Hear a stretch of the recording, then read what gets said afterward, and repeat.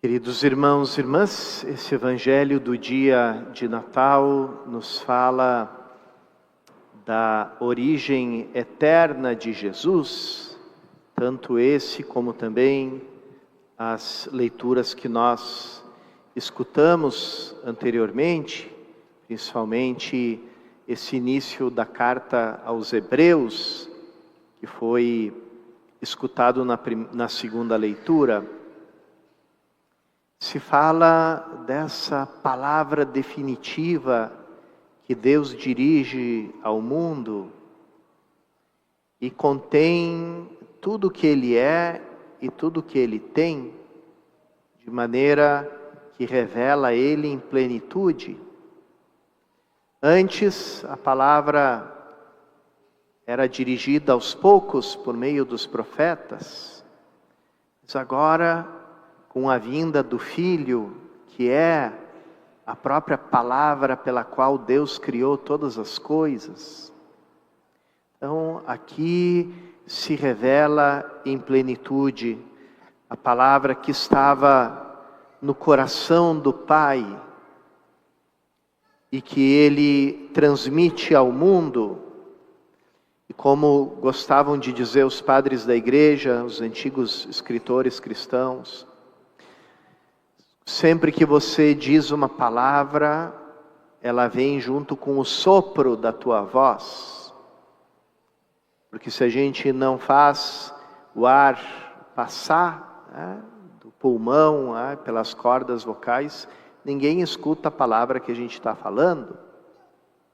Então, assim, o Pai, ao mesmo tempo que nos envia o seu Filho, nos envia também o seu Espírito. Por isso, a gente lembra no credo que foi concebido pelo poder do Espírito Santo. Pai envia ao mundo aquela palavra que estava no seu coração. Por isso, caem por terra todas as palavras que os homens podem dizer a respeito de Deus.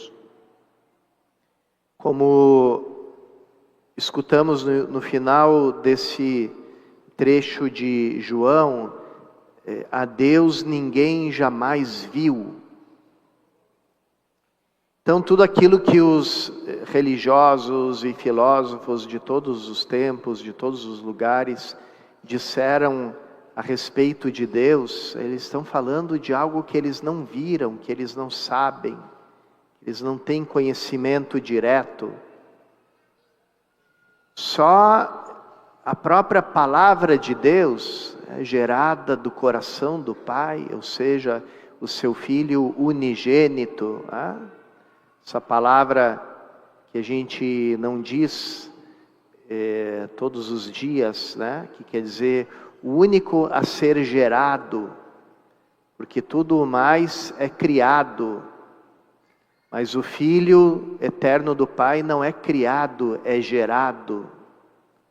Tem a mesma natureza do Pai. Então, aqui é esse Filho que está na intimidade do Pai, no coração dele. É esse aquele que Ele envia a nós.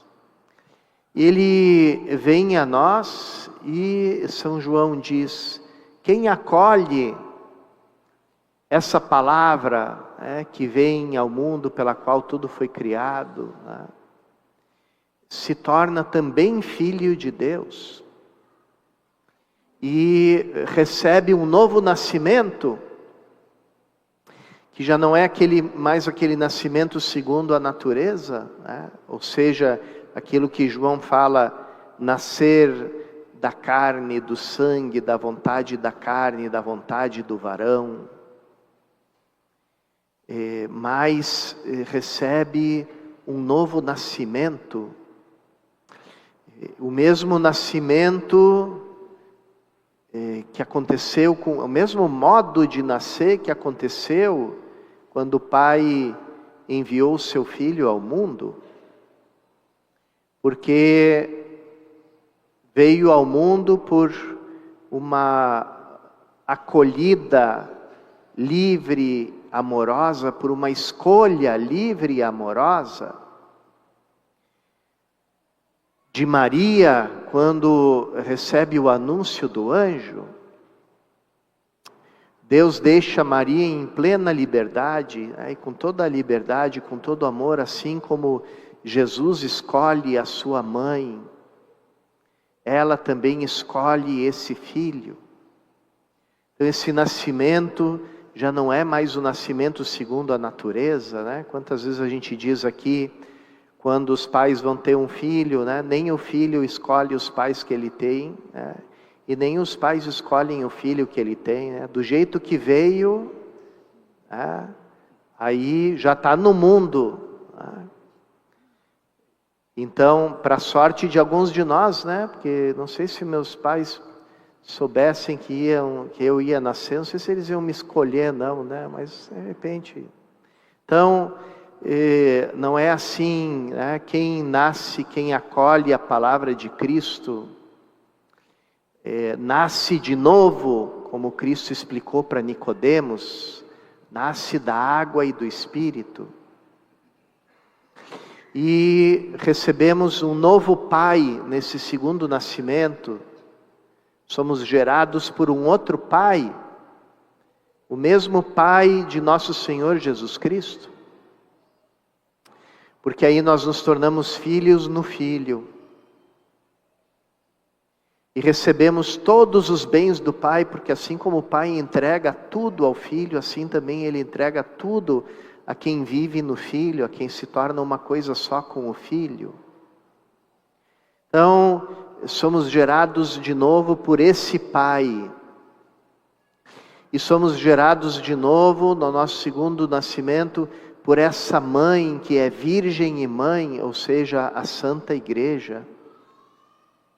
Porque também o segundo nascimento é virginal, quer dizer, acontece na liberdade, na escolha. A igreja nos escolhe e nós escolhemos a igreja livremente. Então, irmãos e irmãs, aqui se encontra o grande presente que nós recebemos, quando nós nos alegramos pelo nascimento de Jesus, nós nos alegramos também pelo nosso nascimento, pelo nosso segundo nascimento. Todos aqueles que acolhemos Cristo, que vem ao mundo, festejamos o fato de que Ele nos tornou capazes de sermos filhos de Deus, e realmente somos. Isso é uma coisa que a gente nunca para pensar. Eu acho que se a gente parasse um dia para pensar a sério nisso, tomar realmente consciência disso, a nossa vida teria uma mudança radical. Porque é pensar nisso, né? Existe uma diferença entre nós e Jesus. Jesus é Filho de Deus por natureza, porque é de natureza divina, é o unigênito, né? O único gerado, não criado. E nós somos filhos de Deus por graça, porque Ele derramou sobre nós o Espírito Santo e nos tornou uma coisa só com o Seu Filho. Então, Jesus é Filho de Deus por natureza e nós somos filhos de Deus por graça. Mas a diferença termina aí. Porque tudo o mais é igual. É igualzinho. Porque o Pai nos dá a mesma vida que Ele dá ao Filho, a vida eterna. E a vida eterna que não é, como alguns pensam, a vida depois da morte, é a vida depois do batismo. Tá? Ou se pensar realmente a vida depois da morte, porque no batismo todos nós já morremos na forma sacramental, todos nós já estamos mortos e ressuscitados. Então, ali começa a vida eterna, e a vida eterna, o eterno é aquilo que não tem começo e não tem fim. Ou seja, eterno é só Deus. Se a gente recebe a vida eterna, quer dizer que a gente recebe a vida divina. Então, Deus nos dá a vida divina. E tudo isso, irmãos e irmãs, se a gente parasse para pensar, né? Hoje, na liturgia das horas, ofício de leituras, tem aquele belo sermão de São Leão Magno, Papa, que refletia justamente sobre isso. E no final, como que ele quer dar um sacudidão, né, em todos os que estão escutando ele, em todos nós. Ele diz assim: cristão, toma consciência da tua dignidade. Você é filho. E não é filho de uma forma metafórica, né? Porque a gente pode dizer que todas as criaturas são filhas de Deus. A gente é filho no sentido mais forte da palavra. A gente é mais filho de Deus do que filho dos nossos pais segundo a natureza. Porque os nossos pais segundo a natureza não nos transmitem tudo, mas o Pai do céu nos transmite tudo, nos dá tudo. Nos dá tudo que Ele tem, tudo que Ele é. E como esse amor de doação em que o pai entrega ao filho tudo que ele tem, tudo que ele é, e o filho entrega ao pai tudo que ele tem, tudo que ele é a pessoa do Espírito Santo. Então aqui a gente pode entender da forma mais explícita, mais radical, mais própria, que nós somos templos do Espírito Santo. Justamente porque por esse amor nós nos tornamos uma coisa só com Deus, recebemos a vida divina. Então São Leão continuava dizendo assim: depois de você tomar consciência disso, será que você vai voltar para essa vida banal, miserável, medíocre do mundo? Onde tudo que se tem a oferecer são as coisas passageiras, são as coisas breves que não preenchem o teu coração, que te destroem, que te tornam pior, que te tornam mais egoísta, te roubam tudo aquilo que você tem. Será que você vai voltar para isso depois de tomar consciência de quem você é filho? Depois de tomar consciência da tua dignidade? Então, irmãos e irmãs, essa é a alegria do Natal. Nós não estamos aqui fazendo de conta que Jesus nasceu ontem de noite, né? Não estamos fazendo um teatro disso. Não estamos comemorando um aniversário de um personagem ilustre que nasceu cerca de 2024 anos atrás.